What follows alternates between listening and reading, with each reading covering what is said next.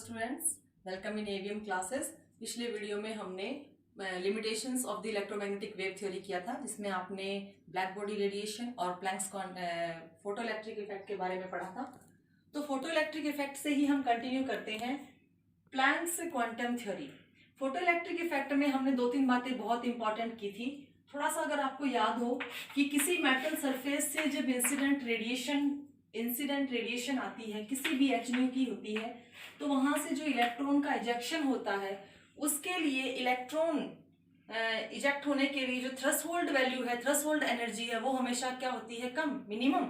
तो उससे हमें इंसिडेंट जो फोटोन है उसकी एनर्जी क्या चाहिए? हमेशा ज्यादा। तो इससे रिलेटेड मैं थोड़ी सी एक बात जो है वो बताना चाहूंगी यहाँ पर, ताकि हम इस प्लैंक्स क्वांटम थ्योरी को थोड़ा डिटेल में कर पाए कि फोटो इलेक्ट्रिक इफेक्ट जो है वो इस इफेक्ट पे काम कर रहा है। हालांकि ये बात हमने पिछले वीडियो में कर ली थी। यहाँ पर एक और बहुत इंपॉर्टेंट पॉइंट है जो हमारा यहाँ पर देखने लायक था कि there will be no gap between incident and ejection. कि जैसे इंसिडेंट रे आए और कोई इलेक्ट्रॉन इजेक्ट हो तो उनके बीच में कोई गैप ना रहे, कोई टाइम का गैप ना रहे कि भाई इंसिडेंट तो हो गया, रेडिएशन तो आ गई, थोड़ी देर वेट करते हैं, फिर इलेक्ट्रॉन चलेगा, फिर इलेक्ट्रॉन निकलेगा। नहीं, ऐसा नहीं होना चाहिए। अगर कोई फोटोन आ रहा है, उसकी एनर्जी है और वो मैक्सिमम है, तो इलेक्ट्रॉन को वहां से तुरंत इजेक्ट होना पड़ेगा, क्योंकि थ्रेशोल्ड वैल्यू उस टाइम लिमिट में रहेगी और उससे ज्यादा एनर्जी उसको मिल गई तो उसको इजेक्ट होना ही पड़ेगा। तो वहां पर कोई गैप नहीं रहना चाहिए। अगर ऐसा गैप रहता है तो हमारे पास काइनेटिक एनर्जी मैक्सिमम नहीं आती। मैंने पिछले वीडियो में भी बहुत अच्छे से बताया था कि जब इलेक्ट्रॉन यहाँ से लीव करता है तो काइनेटिक एनर्जी की जो वैल्यू है वो बढ़नी चाहिए, मैक्सिमम होनी चाहिए, तभी वो इंसिडेंट माना जाएगा। अच्छा, इसके बाद एक और बहुत इंपॉर्टेंट पॉइंट था हमारा, it follows law of conservation, law of energy conservation. Energy remains conserve. कहने का मतलब है कि हम ये कह रहे हैं कि फोटोन की एनर्जी ज्यादा है और थ्रेशोल्ड एनर्जी कम है, या फोटोन की फ्रीक्वेंसी ज्यादा है, थ्रेशोल्ड फ्रीक्वेंसी कम है। तो ये कंजर्वेशन एनर्जी लॉ कहाँ लगा? कंजर्वेशन एनर्जी लॉ लगा कि जब हमने ये कहा कि इनकी एनर्जी इक्वल है लेकिन फोटो इलेक्ट्रिक इफेक्ट नहीं हो रहा, लेकिन अगर फोटोन की एनर्जी ज्यादा हो रही है तो फोटो इलेक्ट्रिक इफेक्ट हो रहा है। तो कंजर्वेशन का मतलब ये है कि अगर हम थ्रेशोल्ड वैल्यू के साथ काइनेटिक एनर्जी को ऐड कर देते हैं तो हमें वो टोटल एनर्जी के अमाउंट जितनी मिलेगी। चाहे हम कितनी ही एनर्जी लगा ले, चाहे फोटोन कितनी ही एनर्जी लगा ले, अगर इस थ्रेशोल्ड एनर्जी के साथ मैं kinetic energy, maximum kinetic energy को ऐड कर देती हूं, तो इसका मतलब क्या है कि दोनों की अमाउंट रिमेन सेम। तो यही तो law of conservation of energy है कि बोथ आर सेम। कितने ही इजेक्शंस हो जाएं, इलेक्ट्रॉन की एनर्जी इजेक्शन के बाद भी फोटोन की एनर्जी के इक्वल ही रहनी चाहिए। अच्छा, इसी बात को हम प्लैंक्स क्वांटम थ्योरी के बिहाफ पर बहुत अच्छे से समझने वाले हैं। चलिए प्लैंक्स क्वांटम थ्योरी के बारे में बात करते हैं। प्लैंक्स क्वांटम थ्योरी दी थी मैक्स प्लैंक ने। जब तक ये थ्योरी नहीं आई थी, इससे पहले जो हमने इलेक्ट्रोमैग्नेटिक रेडिएशंस के स्पेक्ट्रम को पढ़ा, तो हमारे दिमाग में एक ही बात चलती थी कि जो लाइट है, जो रेडिएशंस हैं, वो ऐसे चलती हैं जस्ट लाइक वेव। तभी तो हमने वेव लेंथ, फ्रीक्वेंसी, इन सभी बातों को पढ़ा कि वेव की तरह चलती हैं। बट एक्चुअली मैक्स प्लैंक ने कहा कि ये कोई वेव नहीं है। आप इनको क्रस्ट एंड ट्रफ पढ़ रहे हो, ये कोई वेव नहीं है। कोई रेडिएशन अगर आ रही है तो these are the small packets. वो छोटे छोटे पैकेट्स हैं जो एक दूसरे से टकराते हुए आगे चलते हैं और डिसकंटिन्यूअस फॉर्म में। एक छोटा पैकेट आया, that is called photon, energy packet है, उसने अगले को टक्कर मारी, उसने उससे अगले को, उसने उससे अगले को, इस तरीके से वो चल रहे हैं और वो इतने फ्रीक्वेंटली चलते हैं कि हमें लगता है कि वो वेव है, but they are not wave, they are actually small energy packets. मैंने यहां लिखा भी है, the radiant energy is emitted और एब्जॉर्ब्ड डिसकंटिन्यूअसली, क्योंकि गैप हो गया ना। अब एक बॉल जस्ट लाइक दिस, कि एक एनर्जी पैकेट, दूसरा एनर्जी पैकेट, तीसरा एनर्जी पैकेट, चौथा एनर्जी पैकेट, ये इसको हिट कर रहा है, ये इसको हिट कर रहा है, ये इसको हिट, इनके बीच में थोड़ा सा गैप है, इसीलिए बोलेंगे इनको discontinuous. Discontinuously in the form of small packets of energy called quantum. इन छोटे छोटे पैकेट्स का नाम है क्वांटम। और अगर लाइट के केस में बात करें तो इनको बोला जाता है फोटोन। बेटा जब भी हम इलेक्ट्रोमैग्नेटिक रेडिएशंस का जिक्र करेंगे तो हम वर्ड यूज करेंगे फोटोन, ना कि क्वांटम। और क्वांटम एक सिंगुलर वर्ड है, अगर हम इसको प्लूरल लेते हैं तो इसका नाम होता है क्वांटा, राइट। क्वांटा और फोटोन। तो जितनी भी लाइट्स की बातें होंगी, इलेक्ट्रोमैग्नेटिक रेडिएशंस की बातें होंगी, रेडिएशन की बात होगी, एनर्जी की बात होगी, वहां पर हम कौन सा टर्म लेंगे? फोटोन। क्योंकि फोटोन किस केस में बात कर रहा है? लाइट के केस में।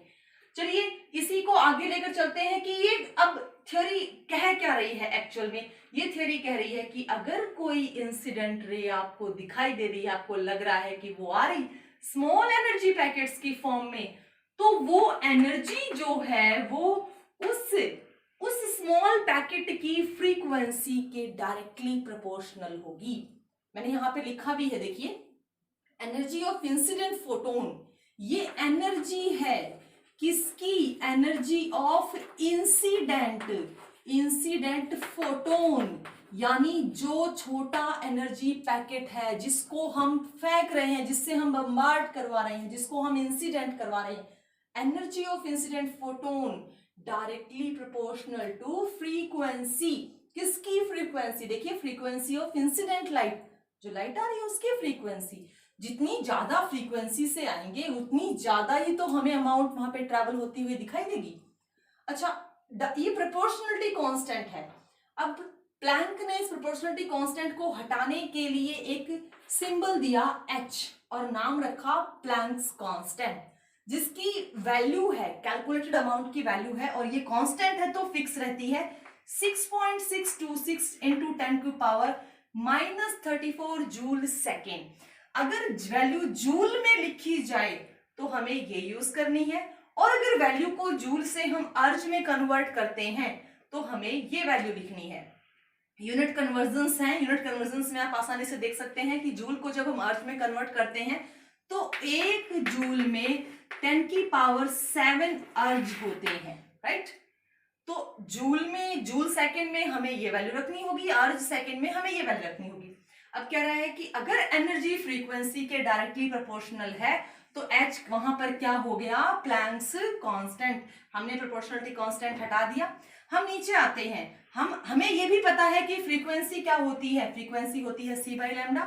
ये रिलेशन भी हमने पहले प्रूव किया हुआ है कि जो स्पीड ऑफ लाइट है और जो फ्रीक्वेंसी है और जो वेवलेंथ है उनका रिलेशन होता है आपस में। अब इस वैल्यू को हमने इस इक्वेशन नंबर फर्स्ट में पुट किया। Put this value in equation number first, then we got the equation number second. This is our equation number second, जिसकी हेल्प से हम लैम्डा यानी वेवलेंथ कैलकुलेट कर सकते हैं।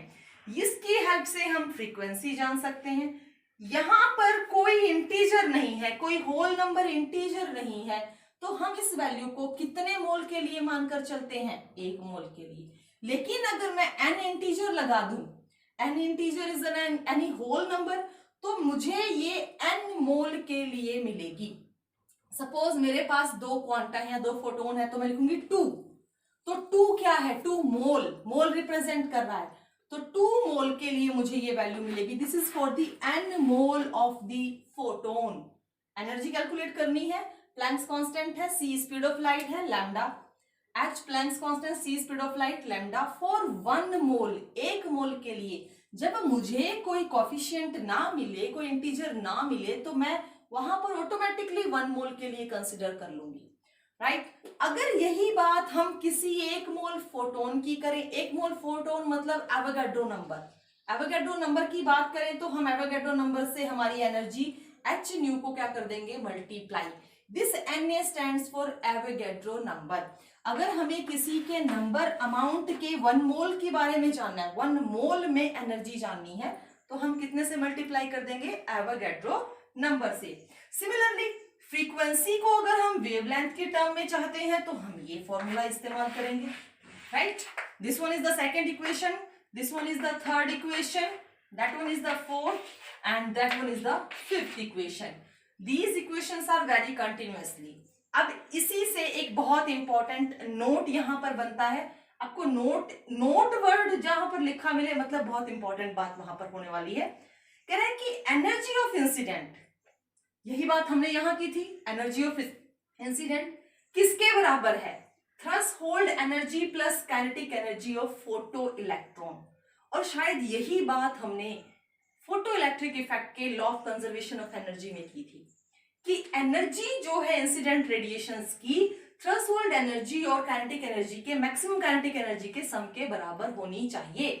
अब एनर्जी ऑफ इंसिडेंट को मैंने ई से रिप्रेजेंट किया, थ्रेशोल्ड एनर्जी को मैंने ई नॉट से रिप्रेजेंट किया और काइनेटिक एनर्जी मेरी मैक्सिमम यहाँ पर है। ई क्या है? Energy. Energy according to Planck's क्या होती है? H nu. मैंने एच न्यू लिखा। ई नॉट भी एनर्जी है बट थ्रेशोल्ड है, तो यहाँ पर जो फ्रीक्वेंसी होगी वो थ्रेशोल्ड फ्रीक्वेंसी होगी। मैंने ये वैल्यूज पुट की। फ्रीक्वेंसीज की टर्म्स को मैं एक तरफ ले गई, फ्रीक्वेंसीज की टर्म्स को मैंने वेवलेंथ की टर्म में कन्वर्ट किया। मैं यहाँ पर थोड़ा सा और अच्छे से इसको लिखकर दिखाती हूँ आपको कि ये क्या बोल रहा है, थोड़ा सा और क्लियरली हम इसको देखेंगे।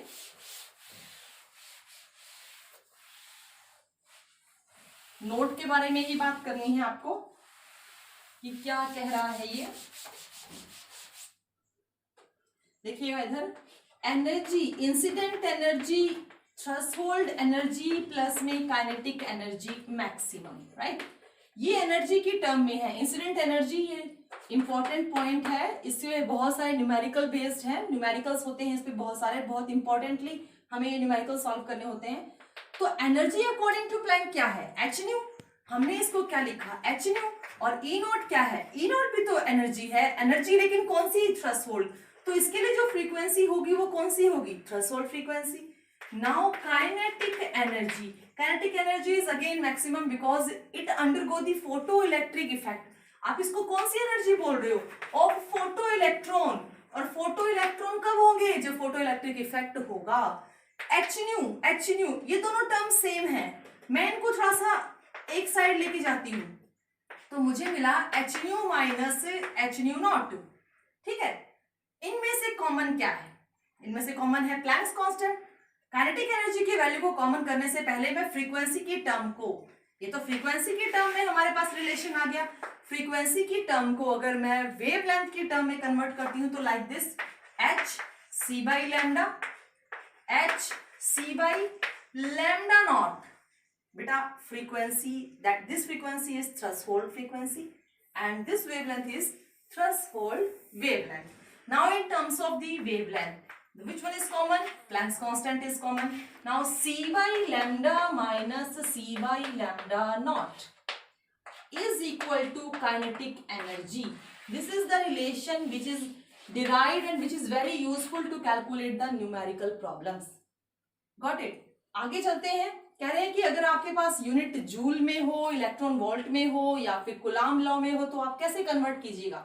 यहाँ पर एक टर्म आता है इलेक्ट्रॉन वोल्ट। आपको पता हो जब हमारे पास दो मेटल प्लेट्स होंगी और एक मेटल यहाँ से मेटल प्लेट से इलेक्ट्रॉन इजेक्ट होकर दूसरी मेटल प्लेट तक अपना डिस्टेंस ट्रेवल करता है तो उस वक्त जो चार्ज उस पर होता है, जो उसकी वैल्यू होती है या जो पोटेंशियल डिफरेंस, आप इसको बोल सकते हैं पोटेंशियल डिफरेंस। पोटेंशियल डिफरेंस तो एक इलेक्ट्रॉन का 1 सेंटीमीटर अपार्ट में जो पोटेंशियल डिफरेंस है उसी को बोला जाता है 1 इलेक्ट्रॉन वोल्ट। 1 इलेक्ट्रॉन वोल्ट की वैल्यू कैसे कैलकुलेट की जाती है? चार्ज ऑन इलेक्ट्रॉन इनटू में 1 वोल्ट। इलेक्ट्रॉन पर कितना चार्ज होता है? इलेक्ट्रॉन पर चार्ज होता है 1.6 10 टू पावर माइनस 19 कूलाम। तो ये वैल्यू हमने लिख दी। अब कूलाम वोल्ट है, यहाँ पर चार्ज और वोल्ट है तो कूलाम वोल्ट है, हमने इसको जूल में कन्वर्ट किया क्योंकि इलेक्ट्रॉन वोल्ट को 1 जूल के बराबर माना गया है तो इतने कूलाम वोल्ट को भी हमने उतने ही जूल के बराबर मान लिया। तो एक इलेक्ट्रॉन वोल्ट कितने जूल के बराबर हो गया? 1.602 into 10 to power minus 19 joule. ये कुछ वैल्यूज हैं जो आपको न्यूमेरिकल सॉल्व करने में बहुत हेल्प करती हैं। जैसे प्लैंक्स कांस्टेंट की वैल्यू होगी, जैसे यूनिट कन्वर्जन में 1 इलेक्ट्रॉन वोल्ट को जूल में कन्वर्ट कीजिए कि एनर्जी हमेशा जूल में कंसीडर की जाती है और पोटेंशियल डिफरेंस हमेशा इलेक्ट्रॉन वोल्ट में होता है। जैसे यहाँ पर हमने जूल को अर्ज में कन्वर्ट किया था तो जूल से अर्ज की कन्वर्जन हमें पता होनी चाहिए। यहाँ पर बहुत सारे ऐसे फॉर्मूलाज बनते हैं जिनके बेसिस पे हम न्यूमेरिकल्स इजीली कर सकते हैं। आई होप यहाँ तक सफिशिएंट होगा और आपको अच्छे से समझ में आ भी गया होगा। नेक्स्ट जो हमारे पास टॉपिक आएगा वो हम नेक्स्ट वीडियो में डिस्कस करेंगे। Thank you.